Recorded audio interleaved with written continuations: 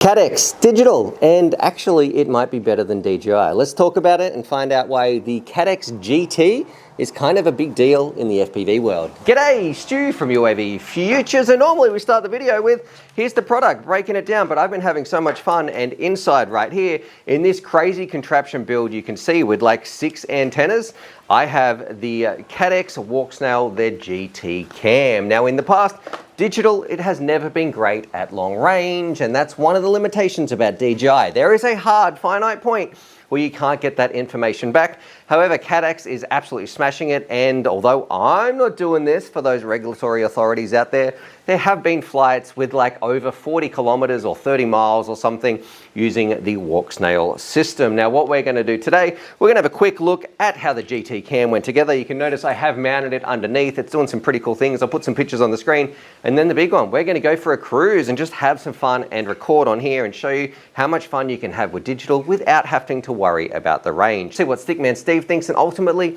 have a good time. And if you're on the fence and you're wondering whether should I go DJI, should I go Cadex, should I go HD0, we'll have a bit of a conversation about that as well. And don't worry, we're not going to forget you analog people out there, like you 3 analog people. I don't know. All right, so as a bit of an overview, look, you can see it right here. I'm going to put the weights and the stats on the screen, but ultimately this is very similar, I would say, to the Moonlight shell that we are so used to, except we have a big fan that has been bolted to the top, and I think that is absolutely fantastic. How many times, for those digital people out there, they're gonna let you know in the comments, when you boot your drone up and it is sitting there to take off, I have in the past had to unplug my drone, let it cool down. It's fine when it's in the air cruising around, but when it's sitting on the ground, maybe you're mucking around with your OSD, you're doing some settings, you're waiting for Stickman Steve to get the camera ready or get his batteries, whatever that man's doing. But with the fan, that's not gonna be an issue. You can happily plug this one in, leave it sitting for a while, and you're not gonna worry about cooking your VTX. And that is important because this thing, I think it can go up to 2 watts, possibly maybe 3. I'll put some things on the screen depending on the unlocks, of course.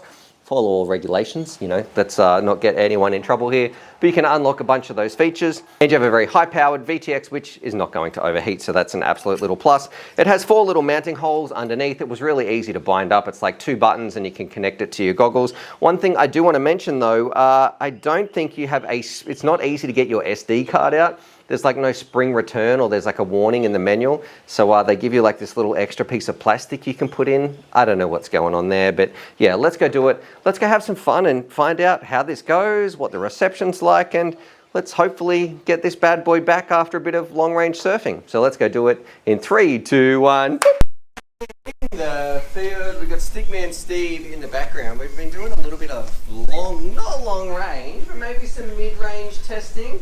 And today we have, well, this monstrosity right here, but I'm pretty excited. It does have the Nomad on there, but the part I want to show today is the GT cam. So we're going to take that for a spin, see what Stickman Steve thinks, and you will notice, and what did you say when I put these on over my Goggles X, Steve? It's just a really good, like it speaks volumes, how much faith you have in the entry-level goggles that Walksnail's put out. If I'm going to go flying like in a pushing it a little bit more, these are actually my goggles of choice when I'm using digital. So they should be perfect with this. Let's bind it up and go for a rip. All right, do you want the good news or the bad news? I guess we'll start with the good news. This is the flight, and this is the DVR on the GT cam. So not what was recorded on board. This is exactly what is streaming back to your eyeballs, what you're seeing in your DVR footage.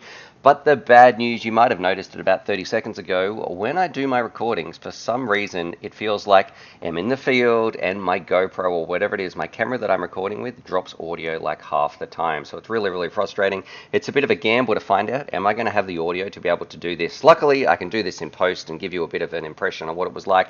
But yeah, cruising this thing around, it was really, I would say, unsettling in terms of my experience with digital, because normally you can't push it this far. So I felt uncomfortable cruising out here with digital. Analog is a totally different story. Analog is renowned for being sort of the main choice for long range, but I had no issues cruising this thing around. So you can see I'm out here over the water, having a good time, and this is exactly what I'm seeing. There's no artifacts, there's no breakup. I was having really good reception, really good megabits setting back to the goggles, and you know, mixed with, these are cheap goggles as well that I'm flying around, but check this out.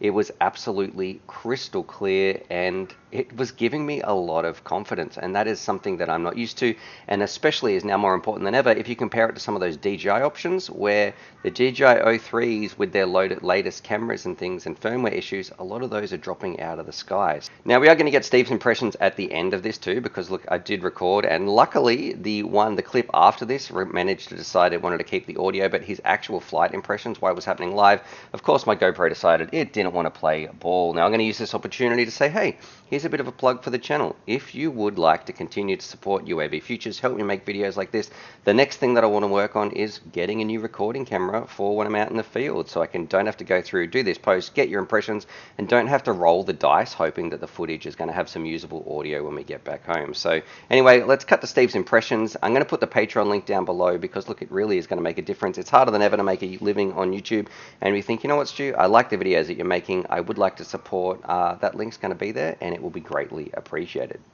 Alrighty, Steve, here it is. So final thoughts on the CATX GT. So it's nice, not too hot as well, you know? No, well, you wouldn't expect it to be with that fan cranking the whole time. Yep. I was just saying before, we run the FPV car with the normal V2 kit with an external fan put on, and we can sit that thing for the whole battery. It'll just sit there. No airflow at all and doesn't cook at all. So that, delivering the awesome video transmission that you get from Walksnail, but being able to push it that bit further, or even just for us being able to push it a little bit further but behind stuff we normally wouldn't fly. Yeah, I had a lot more confidence with this than I would with any other system that I'm flying. Yeah, absolutely. So I think what they're doing is pretty amazing, really. Okay, what about the double antennas or anything like that? Because one part that wasn't my favorite with this, when it came to mounting it, it is chunkier, which is, it would not actually even fit inside this frame. In this little frame, yeah. And you've also got to take into consideration the extra mounting here as well. Yeah. So, I mean, you could print something, you know, a lot of guys will do that anyway, just to have them set up, obviously at a 45 from each other or whatever. Yeah, I think the antenna isn't the biggest deal, but you do need to make sure you got some more space in your frame. For your VTX, that's for sure. Yeah. So I've actually seen a lot of guys putting them where your stack would normally go. Okay. Put a mini stack at the back. Yep. So that's one option. But as far as the actual product goes, mate, yeah, exactly what you'd expect from Walksnail these days. Yeah, just awesome. Yep. And especially on those longer ranges, this is probably an interesting time because a lot of the DJI people who are normally known for stable, great images, theirs are dropping out at the moment with like their latest update, or there's been a bit of a cahoots about it, some problems that have been happening. Being backwards compatible with our O3 units. Yeah. You know, it's a real shame. So yeah, well, I guess DJI's loss is CATX's win. Absolutely. Right here. And the other good thing I don't know if we mentioned before, Stu, is being able to unplug this. Yes. Disable your power. So if you are doing something with GPS, you can get your sats without burning your, without having your VTX. Yeah, which is exactly what we did when we tested the Nomad antennas in the background. We just disconnected the VTX. It does make it easy. Much easier. Too easy. All right, thumbs up, thumbs down, or in the middle. Mate, thumbs up. Yeah. Good, yeah. So with the CATX GT cam, would I get one? I'm going to say, yeah, if you're into long range, this is definitely going to be up your alley. If you need a bit more penetration or just the heavier watts that this thing pumps out, it's a double thumbs up. I really like what it's doing, especially considering some of the issues that DJI is having lately with their O3 units and things like that. It's good to have an option like this. However, it's not going to be for everybody. It's a little bit chunkier, and I got to say, if you're just doing everyday track flying or a little bit of freestyle and you don't need those crazy amounts of watts, then there's no reason to get this. I really like the other CATX systems. Even things like the Moonlight camera are more than enough, but it's nice to have those options. And finally, I want to give you guys a bit of an apology. Even though it wasn't my fault, it is a little bit heartbreaking, and I feel like I let you guys down with the audio quality when it came to this video. If you would like to help me improve that, please, my Patreon link is going to be down below.